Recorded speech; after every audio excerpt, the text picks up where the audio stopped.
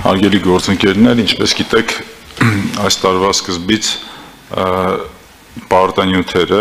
մասնավորապես ազոտական, ֆոսֆատական և կալիումական պարարտանյութերը կտրուկ գնաճ են արձանագրել 2.5-3 անգամ և դա իրականում գյուղատնտեսությամբ զբաղվող փոքր ֆերմերներին դրել է շատ փխրուն և խոցելի իրավիճակի մեջ և մենք գործընկերներով բազմաթիվ քննարկումներ ունեցանք, խոսեցինք գյուղացիների հետ և որոշեցինք հանդես գալ փոքր ֆերմերներին աջակցության ծրագրով, այսինքն մինչև 3 հեկտար հողատարածքում մշակություն իրականացնող ֆերմերային տնտեսություններին սուբսիդավորել պարարտանյութի վաճառքի գնի 50%-ը, բայց ոչ ավել քան 9000 դրամը։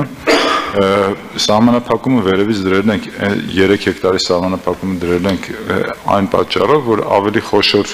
հողօգտագործողները կամ ֆերմերային տնտեսությունները իրենց արտադրողական հաշվին արդեն նվազեցնում են պարարտանյութի գնի ազդեցությունը վերջնական ապրանքի վրա և հետևաբար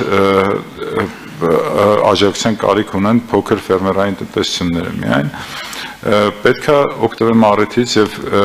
պարոն վարչապետ կոչ անեմ բոլոր գյուղացիներին մաքսիմալ շատ մշակել իրենց հողերը, որովհետև այս տարի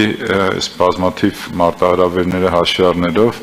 ակնկալվում է պարենային անվտանգության այսպես լուրջ մարտահրավեր մի կողմից, բայց մյուս կողմից էլ մենք տեսնում ենք, որ սննդամթերքի գները աճելու են և գյուղատնտեսությունը դառնալու է ավելի հրապուրիչ և այն ինչ որ 1 կամ 2 տարի առաջ այդքան էլ